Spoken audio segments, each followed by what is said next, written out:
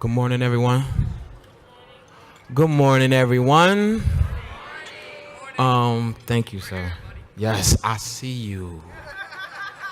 You know what? Let's take it there. When I say I see you, you say we are. I am here, right? I see you. So thank you all so much, and I want to just make sure you all give this opportunity in this moment. I appreciate the fact that the Forum family continue to let me be a voice, because as you grow, even as a young person, sometimes it can be muted. I'm blessed to be at a job where I can still share my story and continue to grow. So I never take it for granted. And even in this moment, I want to just kind of share with y'all. Yesterday, we went on the mural art store. Thank you for Yelena and PYN taking care of us in a way where the sister was sharing with us as we was kind of walking around, and we talked about it yesterday in the morning as far as how arts kind of leads to change. And I never realized that even who I am right now, growing in Philadelphia, right? So through this learning exchange, through the Forum family, I just want to share the fact that when we was talking, I really felt like, and just seeing that art, there was a boulder on my chest that was lifted yesterday. Just being here in this moment, right? So just to give you a little synopsis, right? Elementary school, I was from West Philadelphia, Parkside, going to Winfield, going to Heston. I literally was, being in Winfield, when it's all said and done, going to Parkside in elementary school, it was just more so like, on Friday nights, we had Friday. So after school, we would walk down 39th from Brown, down the bottom, if you know anything about Philadelphia, play football, whatever the case may be. By the time I went to middle school, you get disconnected from your elementary school friends, right? But at the same time, we would meet at Kelly's Pool. Kelly's Pool out Parkside, it is what it is. We would meet. We started playing Killer Man. Killer Man was actually a game now they call pitch up. We would throw the ball. You got to run before you get tackled, throw it again. It's a point system, right? It is what it is. But peep this, though. As time progressed, I'll never forget, and yesterday I went to sleep because sharing this story yesterday with the sister from Moore. I remember watching the buildings burn when it come to the move. And the fact that, I really haven't really shared that piece of who I am. But you talk about trauma and the fact that the correlation when I went to high school, understanding how the government was against us at that particular time in my childhood, this is what I thought. So making that correlation between now and then, it was something that was like, wow. But then yesterday when Sister Mo checked in with me, right? Like, Mill, you good? You still ready for tomorrow? I literally woke up. I was halfway asleep because I was so tired from walking. It is what it is. I'm not as young as I used to be. So fell asleep, woke up, and when it was all said and done, she asked me this question, like, are you ready? You good? Just checking in with me. I respect you so much, right? I said, yeah, I'm cool. And I wanted to share this piece of me because, she literally said, what is it about Philadelphia you love so much? When it's all said and done, I'm here, I work in D.C., live in York City, the love of culture, the love of community, and the love of oneself. It was rooted and grounded in here, and as much as things happen, disenfranchisement, oppression, systems that have been literally placed for these young adults that they may not be aware of. And just kind of respecting even Sister Shakima, being home here in Philadelphia, we've always stayed connected, and the work that they're doing at PYN, I feel honored to even be at this space, because without struggle, there's no progress. And we are here now. So thank you all so much. Sister Kima, I'm gonna just kick it to you. When it's all said and done, it is what it is. Oh, one heartbeat. Oh, so clap, boom, boom. Welcome to the Forum. One heartbeat. Much respect.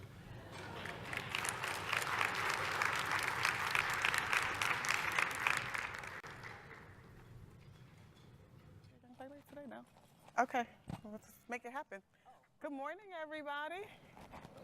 I don't know okay, yes, my mic is on. Hello, family, how are you? Okay, y'all are not really peppy. Hello, family, how are you? Good, okay, we have a stellar panel. I'm gonna go up here and ask my colleagues to come with me. Come on, folks. So, I have the distinct pleasure of introducing my local family to my national family. And I want, just have, wherever you go is where you're gonna be. Thank you, good, good, good, good. All righty. Oh, I know, I should sit you close to me. So, today, I am joined by what I would call a rock star local panel of friends. We work together in a lot of different contexts. Today, we're gonna be talking about our city workforce plan. You have on your tables a year one update, which means that we've been doing the work together for a year. We actually spent about 18 months planning. And so we're gonna talk about life pre-plan, systems change efforts and what it really looks like to move the needle. And we're also going to talk about some things that you might want to consider if you think that this strategy is portable, what we've learned together during the journey, and how we're growing and what makes us hopeful. So to my far left, I have Cheryl Feldman, who's the Executive Director of 1199C. Many of you were able to see her work up close on the site visit. And for those of you who missed it, ask a friend who went. They will tell you it was fabulous. Cheryl has been, I affectionately refer to her as the godmother of workforce, although we're playing around with queen of apprenticeships as well. I have Justin from Gap, who is engaged, he's the HR manager, but also engaged in a local partnership with Youth Build. So we will have the perspective of service delivery and industry-specific work from Cheryl. We will have what employers need and see in terms of leaning closer in to programs with the partnership from Youth Build. I have Dr. Guy Generals with us, so we will have a thought about how post-secondary education is playing a pivotal role in the education space, but also leaning outward towards industry and bridging the learning from secondary to career. Who? Oh, yes, I'm sorry. He's the president of Community College of Philadelphia. Thank you, Sheila. I have Sheila Ireland here. She's the Executive Director of the City of Philadelphia's Office of Workforce Development, which has been given the charge of not only making sure the plan goes from paper to reality, but also coordinating and convening all these different partners. And right here, I have Mr. Patrick Clancy, who is the President and CEO of Philadelphia Works, who is that's our Workforce Investment Board. So you may call it something different in your town, but you know this work. So I've introduced you all to my crew, my peeps. Now let me introduce my peeps to you all. So I want to have a couple of questions for you guys. First, how many people, this is your first to second convening, you're new to the game, you don't know these family people, you wondering what you got yourself into? Okay, great. Just don't be shy, raise your hands up high so we can see who you are. Awesome. How many people have been here? This is your third to fifth convening. You know these people, you kind of like them, you keep coming back. Awesome. How many people have been here all 6.5 years? Whoa, all right. How many folks have like the greatest relationship with their community college ever? Ever? Yeah, there's a few, right? They're nice. How many people work directly with your Workforce Investment Board? Yes? Whose collaborative is adjacent to or situated very close to your city officials? Anybody here? Oh, see, look at that. Oh, there's a few in the back. Who has the most impactful relationship with employers and are generating jobs beyond measure? Yeah, look at that. See those people, because if you're struggling, they know what to do. Awesome. How many people are community-based organizations and are leading our backbone or are leading a collective impact effort locally? Who are those people? Awesome. So as you can see, we have a plethora of perspectives in the audience, but also a lot of familiarity. So I want to take us to 2016, 2017. Life before the plan. And at that time, Patrick had a different job, right? He was at the state, not working locally.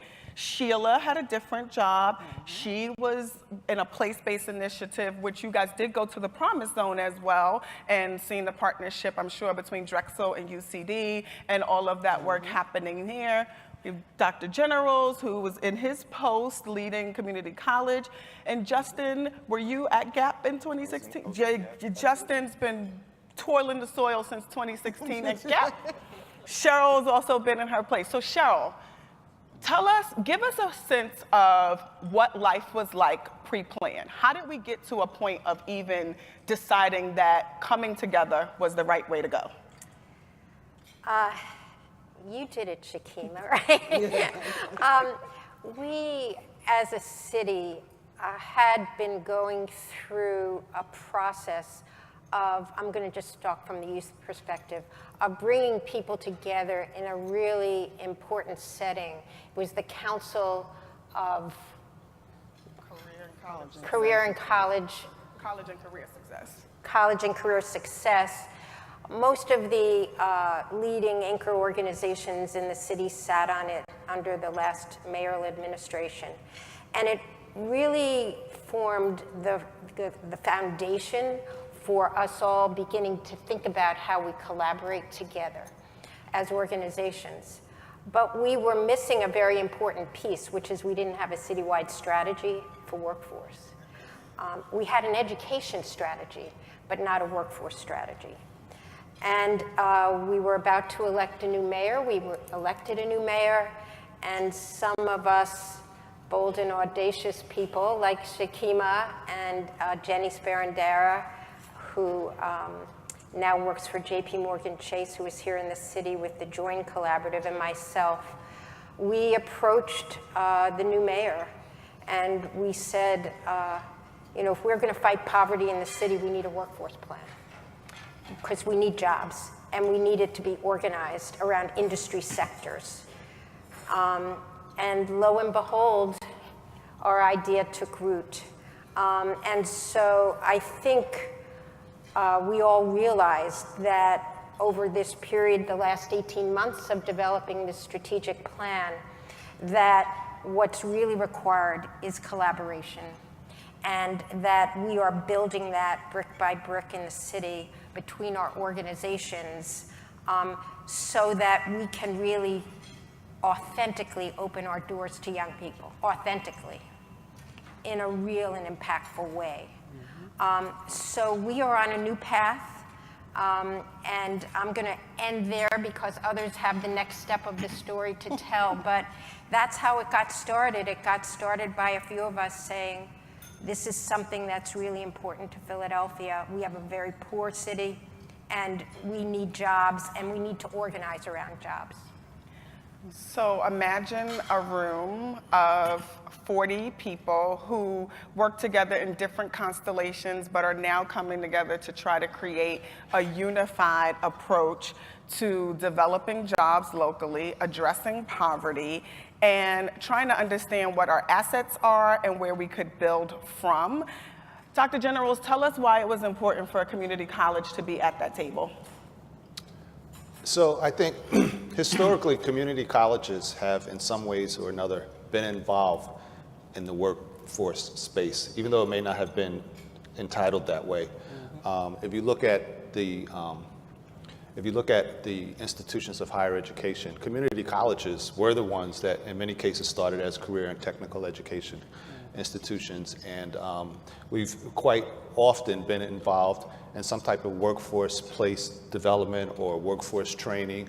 We've always been involved in different grants, whether it was the Perkins grants or whether it was the various portions of Title III, the Tacit grant. So we've always, in many ways, been involved in that. But where we came up short was we were an entity to ourselves, and I think the importance of that meeting, which quite frankly is the first time I heard about it, was that it did bring those parties that we needed to be more successful to provide opportunities across the city, and it makes perfectly good sense. So why is it important for community colleges? Because, you know, in many ways we're the nexus of all of that. So whether it's training or whether it's job placement or whether it's pulling down large federal, state dollars, I think it's incredibly important for us to have coalesced into a team that's serving the interests in that space. And so, you know, I think you know, it only made sense for the community colleges to be there.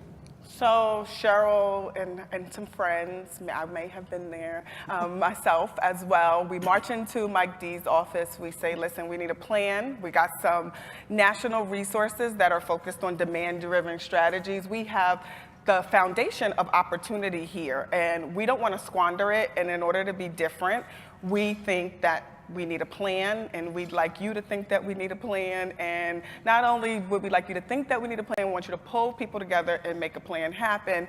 And Mike nodded his head, and we left. We said, we think that went well. We think that went well. And it did go well, because you get a couple of invitations that say, hey, the next 18 months of your life are sequestered in a planning process every other. We were meeting like once a month. It was a pretty frequent, and then there are going to be subcommittees that meet after those meetings. And we're expecting you to collect data. We're expecting you to share information. We're expecting you to come together and align around a strategy. And in comes Patrick. You're new to your role, and what do you think you're getting yourself into? It's like, what is this? What are you people doing? No. So good morning, everybody. I'm Patrick Clancy, and I'm really lucky and blessed to be the president of the Philadelphia Works organization, which is the city's workforce development board. And really our strategy was, how do we better align our resources with what's really working in the city? And I think part of our challenge historically has been, we haven't viewed our partners as real partners. I think we always had them as a vendor, not a partner. And I think that's a real important change. A partner's got to be trustworthy. It's got to be open to change. It's got to be willing to understand that it's not about always the metrics, but it's about what's the quality of the work. How do we begin to connect dots better? So for me, it was a great opportunity to really take my knowledge of working at the state. So I worked for 2 years for the Governor Wolf's administration, overseeing the Welfare to Work program statewide. I also have about 25 other years. Am I that old? Yep. Yeah. Getting old. About 25 other years in workforce development. Had a stint at the community college. I had a stint at Goodwill. Yes, I do hop around a little bit. But this is the job that I think is really important in the city, because it helps us to take all the federal and state funds and really begin to figure out how do we align them. And I have to tell you, for cities and workforce boards that don't have a PYN, they are missing out dramatically. This work does not get done well without an intermediary like Philadelphia Youth Network. We wouldn't have the capacity in the workforce board to do all the amazing things. And when I look at my colleagues from around the state or even around the country, they marvel at this relationship. They marvel at the fact that we're so fortunate and lucky to have a passion, an amazing leader in Shakima, who really keeps pushing the envelope on how do we do it better. So for me, it was a great opportunity to do something new and innovative. And at Philadelphia Works, we're beginning to look at how do we begin to get more people up the career path. We've opened up our first ever apprenticeship unit, really dedicated to helping people, and youth in particular, get up into that career path.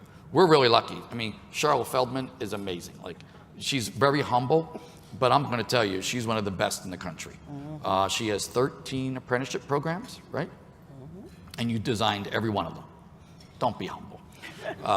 We have a community college that is just extraordinary with its resources and its ability to be impactful.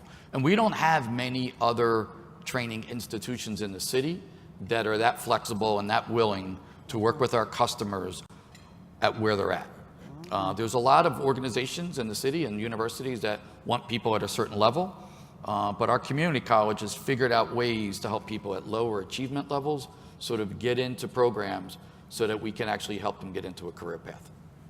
So as you can see, we have, Patrick just outlined quite a bit of assets that we were building on. Checks in the mail, thanks very much, good job. And also acknowledging that one of the roles that he played was a resource bringer But what he didn't say was that in order to bring those resources to bear for the plan, they were gonna have to do a lot of things differently. So he's also incredible at shifting the way that the board thought about the resources. He did a masterful job of making the client more visible. So we used to have a youth plan and an adult plan, and we talked about youth and we talked about adults. Now we talk about one workforce system. Patrick made sure that youth were integrated and central to the conversation, not an add-in. That's a huge perspective shift. So if you think about your own local workforce investment boards, I think a litmus test question would be, where do youth fit in? Can you see it very clearly? Is it external to the larger plan? That was a huge transition that Patrick brought to the table as we thought about using resources differently. And then we have our Office of Workforce Development. So you came on sort of closer towards getting to producing an actual plan, right? Did I you? came at the end. You came. Yeah, so how hard is your job? She Now you got the She plan. didn't stay for all 18 months, but she's been here for the last 12, making sure that progress gets made. Why do you think it was really important for a mayor to champion this effort and to make room in the city for this kind of work? Because this office didn't exist before Sheila came to the table. Yeah. So Philadelphia, you have to think about the specific conditions that were around in 2016. And that was the first year that we got the designation of being the deepest poverty city of the 10 major cities in the United States. And so in some ways, what that did was create this burning imperative. We had to have an answer. I mean, every organization here and the 49 leaders that were part of the initial plan are doing good work, but doing good work individually. And if we could have got it done in that way, we wouldn't be in the situation that we were in. So as we tried to work together and understand how to put a cohesive plan together, in comes 2017, and we're still the deepest poverty city. And then the plan is issued, the office opens, and we start to see the power of collaboration and moving the dime forward when people with very different perspectives understand that we are dealing with a city at risk. And the things that we do individually are not enough. Oftentimes when I think about what Mayor Kenney was trying to do when the citywide strategy was put in place and the office was created, it's a very simple kind of metaphor, that I like to use, and it's play well together. I mean, first, you got to play. There are people in the city who weren't in the game, frankly. The steering committee is much larger now, it's up to 75. Then it's about, are we doing quality work? Are we really touching the people that we need to touch? Are we really connecting them to work? Are we doing train and pray? Or are we doing train and work? A very different thing. And then it's together, and I think that's the genius of the plan. Frankly, I didn't get a job offer, I got a mandate from Mike D, right? He's like, we need you to do this. And I was like, is this the hill I'm gonna die on? I don't wanna die on this hill. But once we started working together, I can tell you it's an amazing collaboration. The way systems can move when people actually come together to think about how we can move forward is just amazing, right? So I'm very happy to be here. Wow. So we got plan. Well, we have influencing people to spur a plan. We got 49 people coming together to create the plan. We have different actors opening up their closed systems, because what Sheila just said was we have to play well together. That sort of implies that we may or may not have been playing at all, and well is questionable, right? And so we had to think about how to play differently at the table. We have services that are doing something, but not nearly enough to get us out of the designation as the deepest poverty rate. And we have lower literacies, we have numeracy, and seeing the income divide in Philadelphia. And so we're watching, we can look at a map and see where the problem is the greatest, And we can also see where we have the greatest opportunities. So now we're organized in an industry-specific way. We're thinking about, growing apprenticeships and building a ecosystem of services so that young people with a set of varied interests have somewhere to start, whether that be in the community college or in a training program or new investments that have been made by the Workforce Board. Now we have an ecosystem of options. Justin, when you think about your work here in Philadelphia, what's encouraging to you as an employer, and what's the challenge or the cliff that you see that we have yet to jump over the hurdle? So great question. So let me just first kind of ground some of the work that I do. So This Way Ahead is it's a model that we at Gap Inc. use to help support opportunity youth gain access into employment. And what it is currently, there's a couple of different models and iterations of what that looks like, but our ultimate goal is to bridge that gap through volunteerism, through and that's our employees coming in and volunteering with community partners, with job readiness training, with relationship building that helps build the confidence of the youth. And then also outcomes is employment within our stores in Gap Inc. And so I wanted to start there with just first understanding that embedded in our values as an organization is this type of work. And ultimately, I think what I'm hearing in the conversation and what I'm loving in the conversation is that need for the collaboration, for the ultimate solves on how do we help support a population that we see as mutual benefit in how we build our talent strategies for our stores. And so there's a population that definitely is able to solve for some of our challenges as an employer, and one is how do we have a consistent stream of individuals that can come in and work in our buildings, that are prepared and that are able to solve for some of our business needs, right? And so the solve for that was the This Way Ahead program, and what first initially started as a community program, aligned with our values, became a part of our talent strategy. And so as we continue to evolve that talent strategy, these type of conversations are what's important to make sure that we are gaining mutual benefit from it, but also able to solve for some of the city's problems. We've been in Philadelphia now for 4 years with the This Way Ahead program, working specifically with Youth Build as a community partner and a couple of other organizations as we've continued to grow the program in the city. And we started minimally with 25, 26 internships, and this year we've grown to 73. And our goal is to continue to grow it in the city and continue to find opportunities for youth to gain employment in our stores.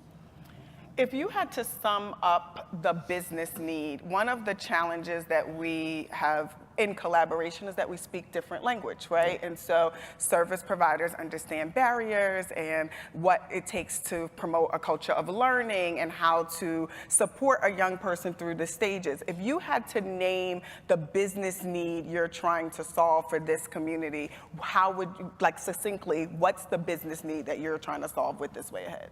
We have jobs, and we need jobs to be filled. But I think that's the most simplest form of what we need. I think it's a job-ready, entry-level employee that's able to come into our workforce and grow. I think what's interesting about retail is that there's not a necessity for credentials, right? And so we go to this place of how do we hire for potential, and then provide trainings, provide development internally to help grow careers. I'm sitting in a seat where my supervisor, my boss, she just retired, high school diploma, but she's an HR director. And so it's this example of, 50% of our management, our upper field management started in entry-level brand associate role. And I think that there's this disconnect sometimes in our industry between retail and what you see when you go into a store versus retail, what we see in career. And so I think that's one of the obstacles that we have to solve for is how do we continue to gain credibility around our ability to develop careers and it be employment that helps sustain the lives of people that are within our communities. So he just artfully took us, we love our language, so down a career pathway, right? One that we would not automatically think of. So I know some people heard entry, and maybe you do the thing that I do when I hear entry-level employment. I roll my eyes in my head, right? But he took us beyond entry. He talked about how you can start, but where you finish could be a very different place. And we don't often talk about the full path when we think about the post-secondary bridging and what's next, right? Everybody has to start somewhere. You don't just start out as president and CEO. You may have had some other jobs before then. And so I appreciate that you've outlined what a career pathway looks like for Gap in retail. Cheryl, you work in an industry-specific context. Help us understand how your programs connect along a career pathway. So the three industry sectors we work in is healthcare, human services, and early childhood education. And before I start talking about the career path, I want to talk about how this collaboration can help build pipelines. To have someone who is a young person in our communities coming into jobs that are going to be family sustaining, there has to be some level of preparation. And that means that all of us have to turn our view to meeting that young person where they are and dealing with what is very real in Philadelphia, which is the trauma that is existing throughout our communities, and you talked so eloquently this morning about your experience. So in terms of building these career paths, it needs to start with the young person. And that requires a lot of work on all of our behalfs and the ability to collaborate. And it just occurred to me when Patrick was talking how different I feel now about working with the Workforce Board than I did 5 years ago, when it was a very compliance-driven organization, and the only thing that the Workforce Board wanted to know from us is what our outcomes were. And now I feel we have a partner who's going to help us really build these pathways and build the supports around those pathways. So, and that couldn't have happened without PIN's voice, and PIN advocating for the youth voice within this work. But that being said, the career paths in healthcare, human services, and early childhood also start kind of at that entry level with opportunities then to advance. And there are very specific steps along the way, and they're associated with credentials, college credits, degrees. And so we must build a partnership in order for that to work. In our early childhood education, we just have a phenomenal partnership with Community College. Under Dr. General's leadership, our students are getting 18 college credits for prior learning and on-the-job learning instead of sitting in a classroom. That is a phenomenal opportunity. And so we start with that early CDA, Child Development Associate credential, but we quickly can move into this apprenticeship with on-the-job learning. And we're getting graduates out of, a 2.5 year apprenticeship program where people are working while they're going to school. And it's articulated right into a bachelor's degree with teaching certification because of the articulation agreements between the college and the 4-year university.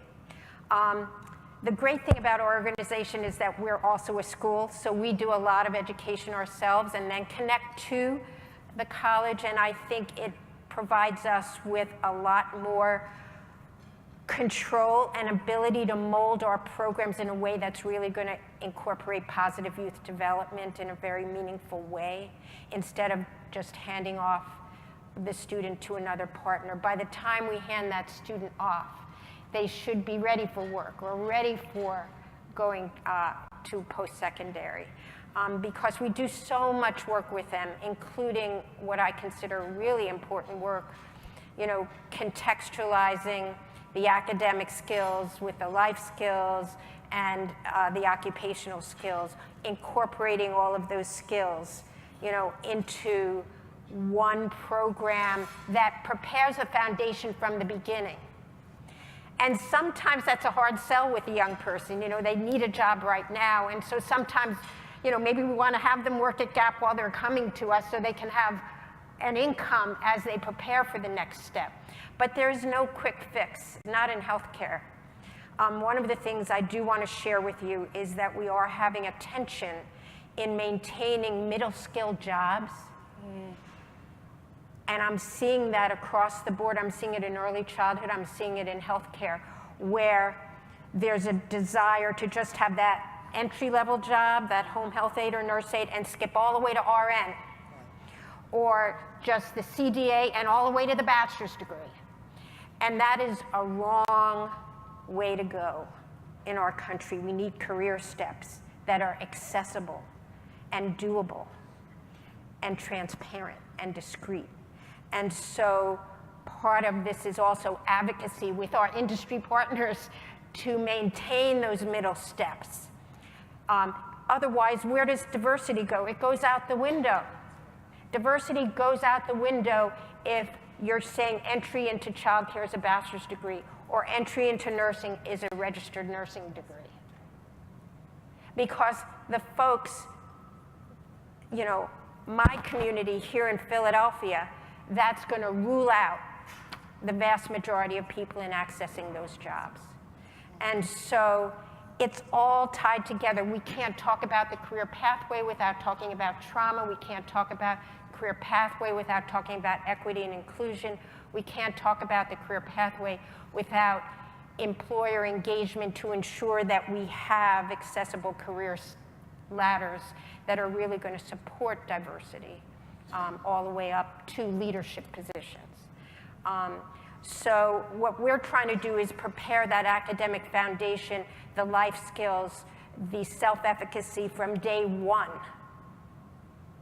And not talk about barriers, but talk about opportunities, right? And really provide a vision for our students that they can do this. This is something everyone can do if given the right tools and resources. And we're just thankful that the folks up here make it possible for us to do this work.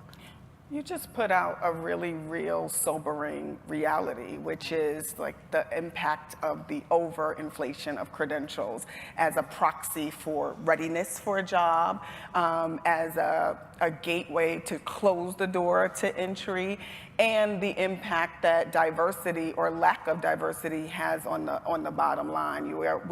Anybody can pull up Google any study on diversity and the return on that investment, and you'll see companies that are more diverse have a bigger return. And so we know that that is a critical aspect to long-term success. Patrick, how do you see the labor market changing? And what are you guys positioning yourself to do in response to some of those changes? Yeah, that's a good question. I mean, very similar to what Cheryl mentioned, we are bringing together multiple industry partnerships. So Cheryl runs an amazing healthcare industry partnership, but we also have an advanced manufacturing, a logistics. We're really trying to get the employers in the room with the data, right? So from a workforce board perspective, we do a lot of research, we get a lot of information, but we want to make sure that that information actually relates to what the employers in Philadelphia need. So for us, it's about how do we put those two together and then work backwards to build a training program that leads to employment. So I think that is, we start with the employer, we start with the data, we start with where's the growth, and how do we ensure that individuals who maybe are at a lower achievement level right now can still get in. So what we've done at the Philadelphia Workforce Board is we've invested millions of dollars in all these bridge programs at the community college, at District 1199C. And I said, look, I'll pay for the bridge, but we need pathways in. Like, we can't have training programs that start at the 10th grade and 11th grade reading level when our customers are still at the 5th and 6th grade reading level. Like, and no one wants to be told to go to a literacy program, right? That just doesn't work anymore. So how do we contextualize? How do we blend it? But how do we begin to at least get people on a pathway so that we know that once they get in it and they see what the outcome could be long term, they're a little bit more invested. And Dr. Generals, when you think about the partnerships necessary to be a bridge, right? There's the bridge, you're on the bridge, right? With your hands in both directions, sort of reaching to customers or students, as we call them, because all three of us are on the community college board as well. And you're also, Important fact, three of my 15 bosses are up here on this. You're doing a good job, by the way. yes, you are. Oh, by the There way, will be he's an on my board, evaluation too. at some point in the You're year. on my board. It's a little quid pro quo. Right. But you're on the bridge that Patrick just talked about. And I hope that you guys are paying attention to a couple of the levers, because I want to highlight them. We talked about industry partnerships as a lever, right? And specifically bringing employers in the room with the data. That's a powerful connection. We talked a little bit about diverse opportunities in terms of programs, apprenticeships, pipeline programs, bridging programs. So when you're looking at your own landscape, which pieces do you have? Which pieces do you think, if you create them, will change the needle is something that I want you to keep in mind as you begin to think about the questions you might have, because there will be opportunity for audience participation via questions and comments. But Dr. Generals, you're on the bridge. What's important to sustain partnerships in both directions, to be the welcoming space for partners to learn and also be a trusted source for employers to find great talent? So let me start by saying I have a little bit of a problem with the metaphor of a bridge. Uh-oh. Because, and I know that's the people. theme of the whole thing, but I have been touting this idea of K-16, K-20. You know, we need to mold into a organic whole. The bridge suggests there's, you know, the before, the after, and, you know, we're trying to tie together. And I think, you know, it is what it is right now. So to answer your question, I think it's very important for me to understand what the needs are coming in to the higher ed space, as well as being able to articulate what those needs are to those who are preparing students or clients to come into the higher ed space. However, I think that that's too partitioned. I really think that the issues that either prevent or enable success in the job market really start as early as high school or 6th, 7th, 8th grade. The interest factors start in the 8th grade, 9th grade. I mean, there's an abundance of research that speaks to the fact that students who do well in certain very specific subjects are going to have successful careers. So if we're not talking about what those particular subjects are, and I'm going to bridge into Cheryl's comments, if we're not talking about it, by the time they get of age and are ready to go into the job market, I don't want to say it's too late, but it becomes much more of a taxing problem. Specifically as it relates to the equity gap, and you didn't ask me this question, but I have to say something. I don't think we can ignore the fact of automation driving that. You know, it's an overinflation of credentials, but it's also whole swaths of jobs are being wiped out by automation. And I think the onus is on us to figure out where those new jobs are. The onus is on us to prepare our students for those new jobs. And of course, the most obvious is, you know, the technologies, the STEM fields. We have to find ways to get more and more a generation of students into those STEM fields, because that's what's driving automation. And so those mid-tech, whether it's in healthcare or retail, quite frankly, they're really or, you know, you should see some of the research, and I know that you're doing a lot with truck drivers. Right. 10 years from now, it's not likely to be a lot of truck drivers on the road because the automation is wiping that whole generation out. So that's the bad news. The good news is as technology advances, more jobs are created.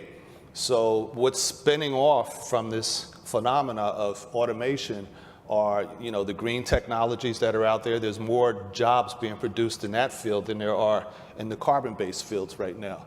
In the healthcare profession, everybody cannot be a nurse, but there's an entire generation of social media technology, communications strategies that are embedded in the healthcare needs of hospitals and so forth. We have to find ways to train and prepare students for those things. So what we're doing specifically, the bridge thing, to get back to the bridge thing, is trying to find high interest, high skilled opportunities for young folks. So whether it's a drone academy or whether it's gamifying curriculum, or finding, technology-based approaches towards curriculum. It's a way to further advance skills that, quite frankly, they already have. I don't know, I've got a young son, and, I said, you need to study so you can make a lot of money. He said, well, by the time I'm 12, I'll be streaming films and videos, and I'll make all the money that I need. So this is kind of the mentality that this generation and the aptitude that they're having. So I think it's really wonderful that we talk about how do we make the connections between where we are in the jobs, but we also need to think, to your point, about the jobs of the future. You said RNs. Quite frankly, the magnet hospitals are only taking BSNs. So what does that mean for my 200 students that are going to graduate? I need to find ways to articulate even further, to help them even further. And in Philadelphia, there aren't many public options. The nearest one is Westchester, which is an hour away. So I have to figure out ways to enable them to become competitive, to keep up with the competition that's out there. Part of it is what I do at my campus and the areas that I, work in. But also part of it, and I think everybody needs to play a part of this, has to do with public policies. And so there's a hard push to deal with this issue of BSN slowly eliminating an entire generation of trained nurses. And I can go on and on, but I think jobs of the future needs to be part of this conversation. The idea, the metaphor of a bridge I can live with because that's our reality, but I would prefer to start thinking more organically about how we function as different sectors. Let's not live with a metaphor that has the time limitation. So I actually like a good little disagreement on the stage. So thank you for adding some fun. Now we can really be ourselves. Y'all can relax. We're going to be 100% of who we are. So I don't think we want that. Okay, Sheila said we are going to be 90% of who we are because 100% is too much for the world at this time. That was very honest and candid. Thank you, Sheila. So you bring up a couple of different points that I think is worth kind of driving home a little bit, right? The bridge works for right now needs, right? Right now needs. But if we are talking about the future of work and what fourth graders need to know in order to be prepared for what that future is, because that's the right question despite what we want. Like, we need to think about what do the fourth grade need to know. And in Philadelphia, we have Read by Fourth, right? So K through 4, they are learning the basics of reading, which is actually pretty standard and sound. We keep talking about it like we're doing something innovative, but like to learn to read, phonemic awareness, recognition of words, like there's a pretty prescriptive path in order to do that. But after the fourth grade, it's actually reading to learn, right? And you talked about interest. So if you could paint a vision for us of what not necessarily the right metaphor, what you would like to see, ground us all in that vision. So specifically in education, I think the curriculum approach or the pedagogical approach that's occurring in the fourth grade needs to occur as a result of conversations between those and teachers in the fourth grade and teachers in higher education and teacher training programs in the graduate schools. That is not happening right now. So you have a mismatch between what expectations are and K-12, fourth grade specifically, and in higher education. I think that we have one-off partnerships, but we don't have a holistic approach towards that one student who's moving through a system of education. So they're getting stops in different stimulus at different points along the continuum. But I just think that if you're talking about the holistic needs of a particular student, it's tough to design what their educational needs are if the faculty and the teachers and the grammar school are not talking with the higher education community. So I think that holistic approach would involve teacher training. It would involve assessment.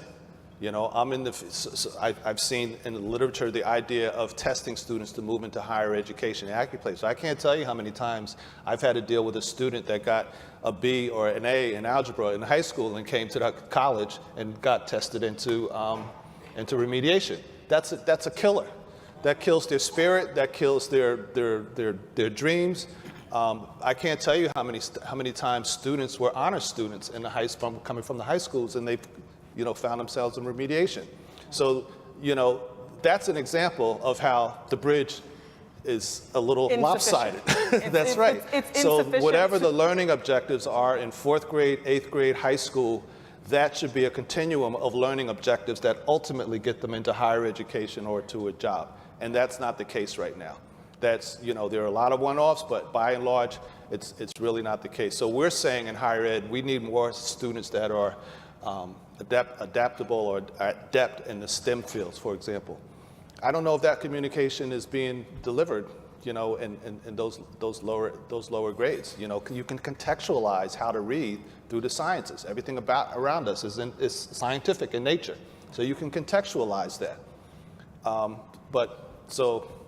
I don't know if that answered your question. I would need some thoughts to put more to think about. When we look at there are 4.6 million when we started this work, right? 4.6 million young people who didn't have the benefit of this holistic vision that you are describing. And we see that as an asset, untapped potential, an opportunity to maybe fill in the steps on the bridge. But Sheila, when you think about the long-term game, and you look at 2 years from now, 3 years from now, 5 years from now, what are you hoping we see differently as a result of having your office leading a plan? What do you see in the future if we're talking about the long game?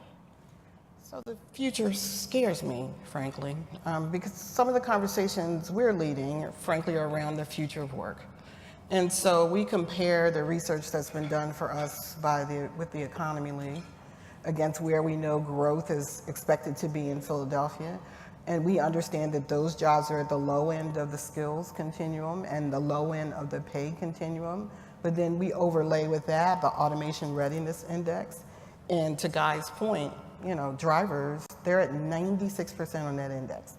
That means even though we may personally not want to have an autonomous vehicle, business will, right? So when we prepare people to be drivers, are we just, keeping our own jobs because they'll be back in 5 years, right? Cashiers, retail clerks, healthcare, they're all at the top of the automation readiness index. So employers, nothing personal, Justin, are in it to make money, right? And so the driver is profit, not necessarily social need. And so as government, we are trying to get the big picture going so that people can understand that what we're doing is not enough.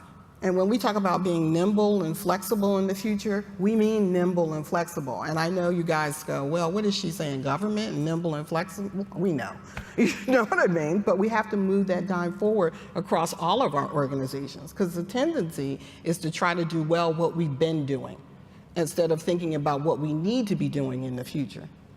Those are the things that we're trying, to really just struggle with.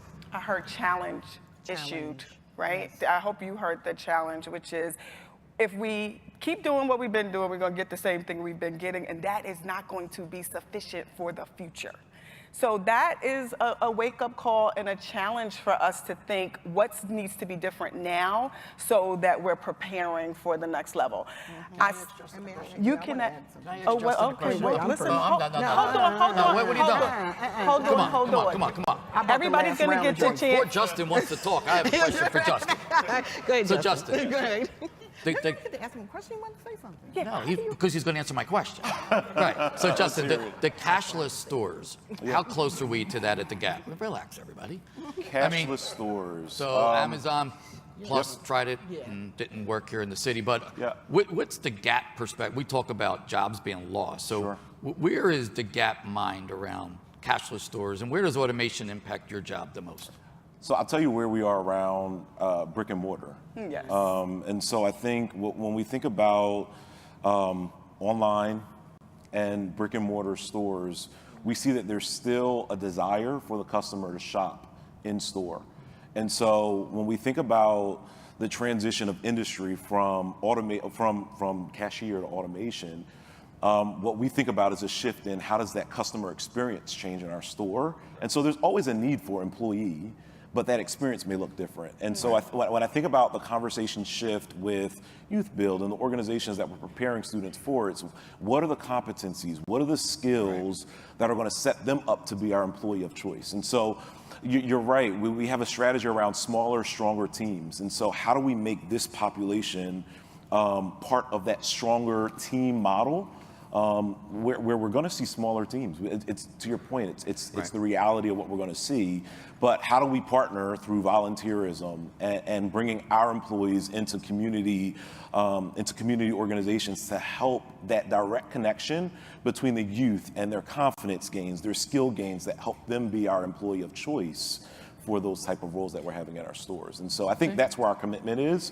When we think about programs like America's Promise and some of that work we're doing and pledging to commit to how do we prepare readiness for employment at our stores. Thank you. See, I could do your job Did you too. get your, I see, sorry, look at you, high five. I'm okay with sharing. I'm looking at the clock. What does that mean? We have like a lot of time? Don't worry, I got this. I'm just Did you, curious. did you get to add your point, Do you Sheila? have something to add? I forgot. Okay. Yeah. Oh, I'm the one getting old. Oh, you know what?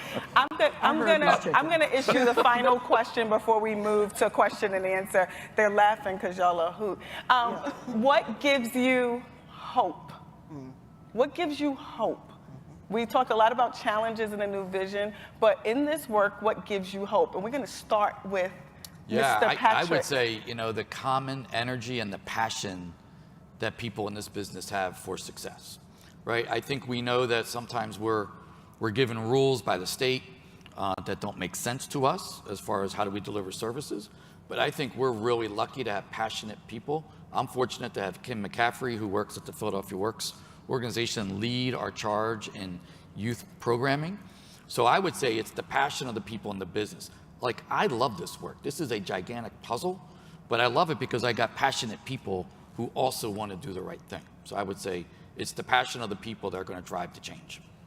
Sheila, what gives you hope? Yeah, you try to beat that one. Challenge accepted. Go, one Sheila. minute or less, by the Right. way. And I got 1 minute. Is that what it says? Okay. 30 seconds now. I think for me, it's noticing the shift in how we do business, right? So we all knew each other before, right? And so the collaborative piece is a big piece, to your credit, Pat, right? Thank you. But I also think we are moving to more of a quantitative and qualitative measurement of what we're doing. I think we're moving past we help John and we tell the story and we all feel good and then we move on to building systems that help hundreds of Johns instead of one.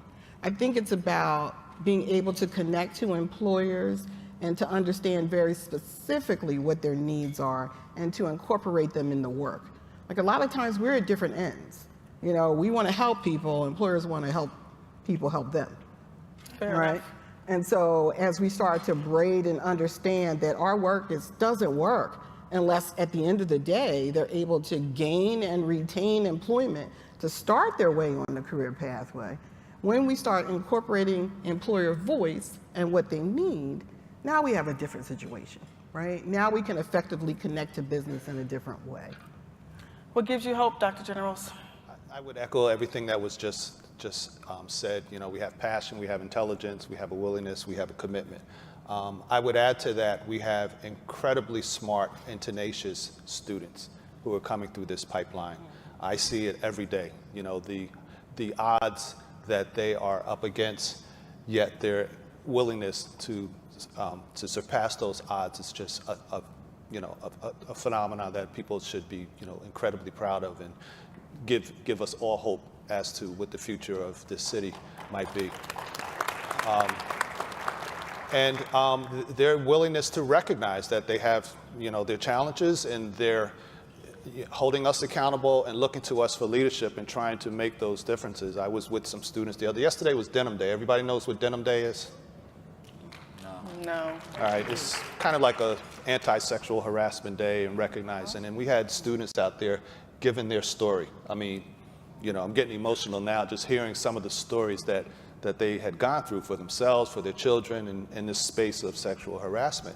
But yet they were there, and at some point the clock clicked off and they had to go to class. The emotion aside, they had to go to class. So I see this on a daily basis. Next week we have graduation. You guys will be there, yes, and you'll hear incredible stories. I think the situations they find themselves in, I believe, are not as a result of themselves. It's a result of a society that fuels inequities, that based in racism and based in class and sexual sexism, and they're the result of that. And I think their abilities and their talent, based on their abilities and their talents, coupled with the willingness of those trying to find pathways for them, will eventually lead this city into a great place in Americans' pantheon of big cities. Awesome. Justin, what gives you hope? So a couple things. Like I first think about a couple of the stories of the success stories of youth that went from anxieties around interviewing for a position in our stores to now being leaders in our stores, or taking on even other job and career opportunities that are connected to some of their learnings from these experiences. And so we think that that's a win-win, whether they are successful with employment career-wise within our company, or they've gotten some from this experience that's been able to equip them for career pathing and what they want to do with their careers. I think the other thing is our commitment, and I think that these conversations are the starting place. Gap Inc., we have a commitment that 10,000 of our employees will come from these communities, these community-type workforce initiatives. And so we're committed to the work, and I think that this type of conversation, this type of collaboration, the employer voice being a part of the solve, is, I think, what excites me the most. Cheryl, you got 1 minute to tell me what gives you hope. I think for me, it's right now, at this moment in time, it's the success that I'm feeling, seeing, experiencing in bringing young people to the workplace in a successful way. We've approached our employer partners in a very different way with the work we're doing now, especially in the apprenticeship space. And they have really just come to the table, being willing to engage in discussions that in the past I never thought would be possible. Willing to engage in discussions around trauma and diversity and how HR policies need to be changed in order to make space for these young people to succeed. And I'm really seeing the employers stepping up in the youth space, and it just has been very heartening for me. And I agree with everything that's been said, the collaboration, the success stories of the youth, the tenacity of the youth, but we need the employers. And I feel that in Philadelphia, we do have so much support from employers. We just gotta mold it and, get it in the right lane and organize it and coordinate it. But I feel very hopeful about that. So now we get to hear from you. How many people got questions? Let's move expeditiously. Please, don't be shy. Raise your hand. Questions? Okay, great. This is a question in response to something Dr. Generals talked about with regard to the collaboration between elementary school teachers. Hi, sorry. This is for Dr. Generals. I'm really intrigued by the idea of bringing early educators, elementary educators with industry leaders and higher ed folks. And I'm just curious if you could, in theory, I know you talked about that in theory, but kind of how you would begin to operationalize that on a systematic level, and if you've seen any districts and cities that have done that successfully. They're not whole cities, but there are certainly projects where, for example, Temple Community College of Philadelphia and a large school district work together on these types of vertical alignments, if you will. But I think that's part of my issue, is that there's a lot of one-offs. There are a lot of great programs out there, but we have yet to systematically approach it in a different way. Higher ed, even in the laws, there's higher ed laws and there's K-12 laws, totally two different title structures at the federal government level. Higher ed has leadership that's embedded in the Department of Education, both at the federal and state level, but they have two different functions, and it's almost like two different phenomena, two different entities working in the interest of one person. So to me, whether it's teacher training, whether it's a curriculum approach, you have some schools that are skill-based, some that are problem-based, problem-focused. I think bringing the businesses into the curriculum alignment of this superstructure, if you will, would be ideal because we need to know what the skill sets are that they need to have. And to answer your question quickly, I don't think there's whole cities that are doing this. There are one-offs that are doing it. And I think the evidence supports the idea that in those cases where you have that kind of vertical alignment, the outcomes are much more effective, much more productive. Yes. Yeah, so, I think they're controlling it. yeah. Okay, so now it's on. Nope. I didn't know. They wanted to keep our chatter to a minimum. So the city has been working very hard to understand the connection between education and work. And as Shakima knows, we're opening an office called the Office of Career Connected Education. And the pilot study that we're doing to see if it works is to start at the high school level and have graduated work-based learning experiences through 9th, 10th, 11th grade, associated directly with the curriculum that they are studying, finishing with internships in the 12th grade that are paid, right, to actually start to connect the dots for high school students, 9th, 10th, and 11th, 12th. And the underpinning of it is the businesses that we are working with. So we've already come out of the gate with a pilot piece that we did with the Mayfair Business District, Lincoln High School, PYN, right, to start talking about how we're going to imbibe that in curriculum in the school district, and we're moving that going forward. So there is hope. If I could just say one final thought. So right now we have about 1,500 students that are in dual enrollment programs. Yes. I didn't mention that at all today, I'm sorry. But students that are taking college level credits in conjunction with their high school experience is an incredibly effective approach towards success and ultimate career success. And the evidence is there across the nation, but we have yet to figure out how we can do it writ large. So, in Philadelphia, we have one-off dual enrollment projects, and then we have a middle college program where the entire school is based around students completing high school at the same time that completing an associate's degree at the same time that they graduate high school. Last year, in another one-off project up in the Northeast, we had 6 students that graduated with us in May before they even got their high school diploma in June. All 6 of those students went to fairly prestigious colleges to finish up as juniors, rising juniors. They got scholarships. So the evidence is there that we can merge these two educational enterprises, if you will, in the interest of students. We have time for at least one more question. Any others? Okay, don't be shy. Yeah, go ahead. And do I see any other hands? Okay, I have more time. Okay, we got 2. This table is getting the final question. Okay, well, maybe, there's lots of questions. We got time. Can I have some of your time, Monique? Okay, great. So we're gonna go here, and then in the back, and then you are gonna get, Mamadou, you're gonna get the last question, okay? Great, let's go. Hello, and I want to say thank you guys for taking the time out. My name's Alina Duran. I'm out of Hartford, Connecticut. So I noticed that you guys had talked a lot about education, furthering the education rather. And I noticed that the skills and training that the youth receive come from the programs and services that you guys provide.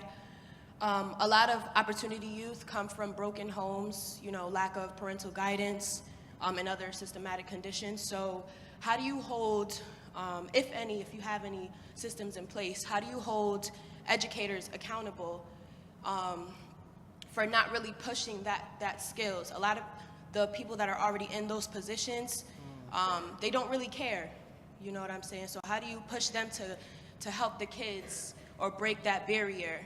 Because a lot of people have those positions as educators, but they're just working in that position. They just have that title, but they don't really have the sense of, so how do you hold them accountable for not really kind of doing what they have to do? And then you have to have these programs kind of put in place because an educator or a teacher couldn't do that for a student.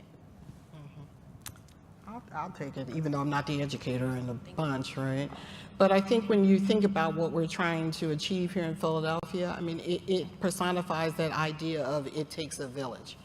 I don't think any one person learns from one other person their soft skills.